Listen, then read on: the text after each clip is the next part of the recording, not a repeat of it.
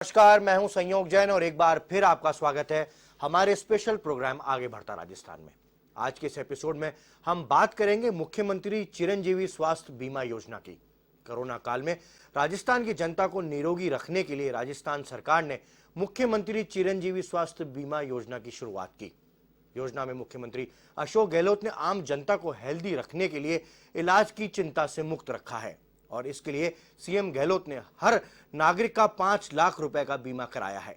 कई बीमारियों का कैशलेस इलाज कराने के लिए योजना में अब तक 27 लाख से अधिक लोगों ने रजिस्ट्रेशन कराया है। तो आइए शुरू करते हैं आगे बढ़ता राजस्थान का एक और नया सफर। राज्य में कोरोना काल में विकास की कई योजनाएं लगातार अनलॉक हो रही हैं और हम लगातार आगे बढ़ते जा रहे हैं। इसी को लेकर आज विकास की खबरों में हम देखेंगे कि मुख्यमंत्री अशोक गहलोत ने कृषि विश्वविद्यालय जोधपुर के प्रशासनिक भवन का शिलान्यास किया। गहलोत ने बताया कि कृषि और पशुपालन का जीडीपी में अहम योगदान है। वहीं राज्य के कई जिला जेल में जरूरी सुविधाएं देने की भी घोषणा की। साथ ही मुख्यमंत्री ने पर्यटन कर्मचारियों के 6 महीने के बकाया वेतन के भुगतान को भी मंजूरी दी है। तो आइए शुरू करते हैं विकास समाचार।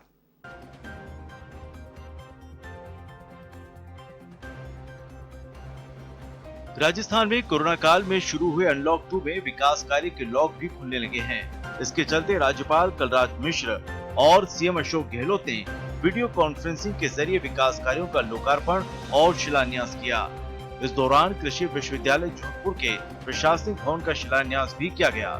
सीएम गहलोत ने कहा कि सरकार चाहती है कि प्रदेश में कृषि और पशुपालन का विस्तार तेज गति से हो, इसलिए सभी किसानों को प्रोत्साहन देने की जरूरत है। उन्होंने कहा कि आज देश की अर्थव्यवस्था काफी प्रभावित है।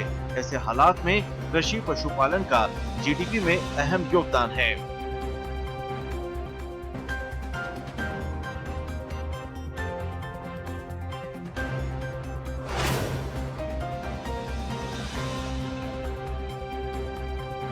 कोरोना काल में राज्य कर्मचारियों को आई दिक्कतों को दूर करने में भी राज्य की गहलोत सरकार संवेदनशील है।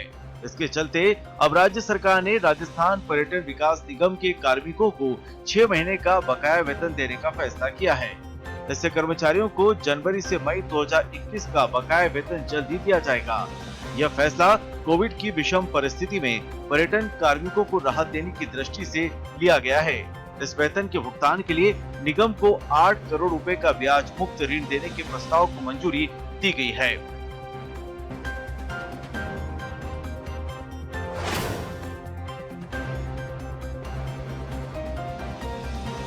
कारागार में जरूरी सामान उपलब्ध कराने के लिए गहलोत सरकार प्रतिबद्ध है।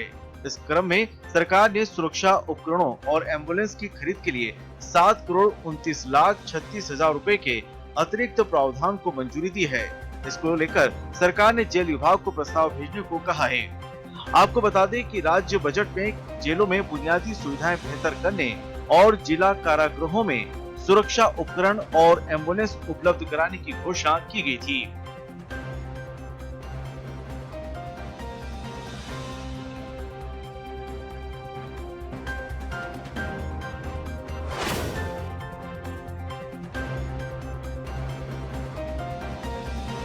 मुख्यमंत्री किसान मित्र ऊर्जा योजना के प्रारूप को सीएम अशोक गहलोत ने मंजूरी दे दी है।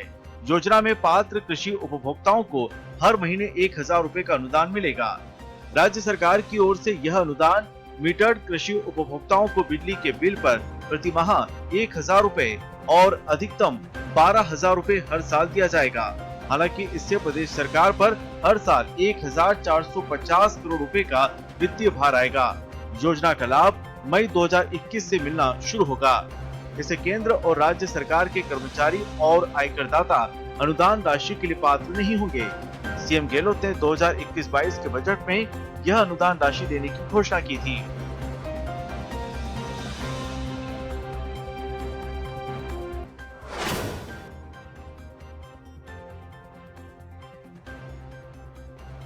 राजस्थान में इंदिरा गांधी फीडर में रील लाइनिंग का काम पूरा कर लिया गया है। इससे राज्य के 10 जिलों में पेयजल संकट दूर होगा। प्रदेश की जीवनदायिनी कही जाने वाली इंदिरा गांधी फीडर में राजस्थान की ओर से पहली बार 60 दिन की ऐतिहासिक नहरबंदी सफलतापूर्वक हुई है। 47 किलोमीटर लंबाई में रीलाइनिंग का कार्य होना भी अपने आप में एक ऐतिहासिक उपलब्धि है। इससे 10 जिलों में पेयजल सुरक्षा के साथ ही 16.17 लाख हेक्टेयर कमांड क्षेत्र में सिंचाई के लिए पानी मिलेगा। इस कार्य को मुख्यमंत्री गहलोत ने खुशी जताते हुए इसे ऐतिहासिक उपलब्धि बताया है।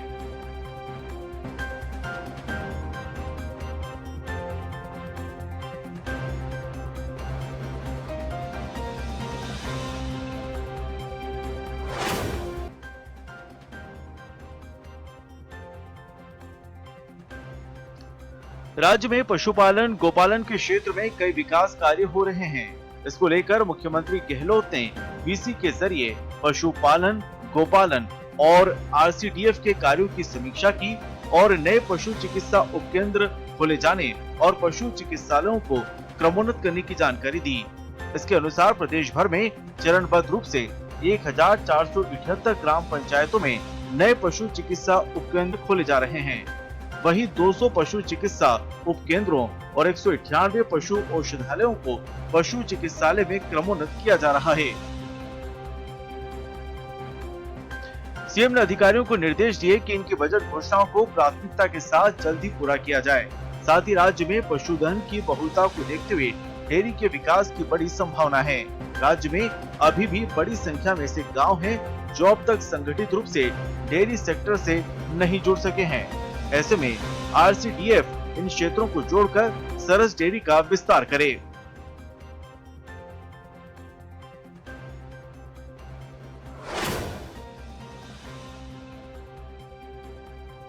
राज्य सरकार ने कोरोना काल में किसानों को बड़ी राहत दी है। रबी की फसल के लिए अल्पकालीन फसली ऋण की अदायगी 30 जून तक अनिवार्य थी।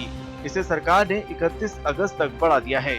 यानी अब किसानों को फसली ऋण के लिए 2 महीने का अतिरिक्त समय मिलेगा। इसके साथ ही खरीफ की फसल ऋण में भी 12 महीने की बाध्यता समाप्त कर अदायगी की तारीख 30 जून की गई है। संयुक्त शासन सचिव की ओर से इस बारे में आदेश जारी किए हैं।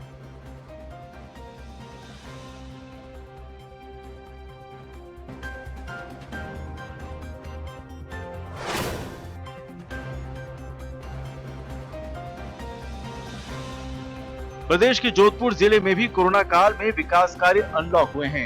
इसके चलते यहां पर 20 विकास कार्यों का लोकार्पण और शिलान्यास किया गया। मुख्यमंत्री अशोक गहलोत ने सीएमआर से वीडियो कॉन्फ्रेंसिंग कर 2 करोड़ 10 लाख रुपए की लागत से होने वाले 5 कार्यों का लोकार्पण किया। वहीं 113 करोड़ 38 लाख रुपए की लागत से 15 कार्यों का शिलान्यास भी किया।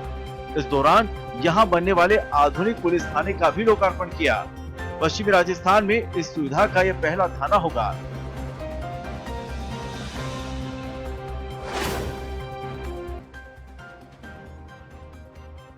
कोरोना संक्रमण के संकट में भी सरकार और जनप्रतिनिधियों का पूरा फोकस अस्पतालों की व्यवस्थाओं पर है। इसी कड़ी में श्रम राज्य मंत्री टीकाराम जूली ने अलवर ग्रामीण विधानसभा के मालाखेड़ा सामुदायिक स्वास्थ्य केंद्र का निरीक्षण करते हुए विधायक कोटे से अस्पताल को नई एम्बुलेंस की सौगात दी। इसके साथ ही जन सहयोग से अस्पताल को 20 बेड भी दिए गए।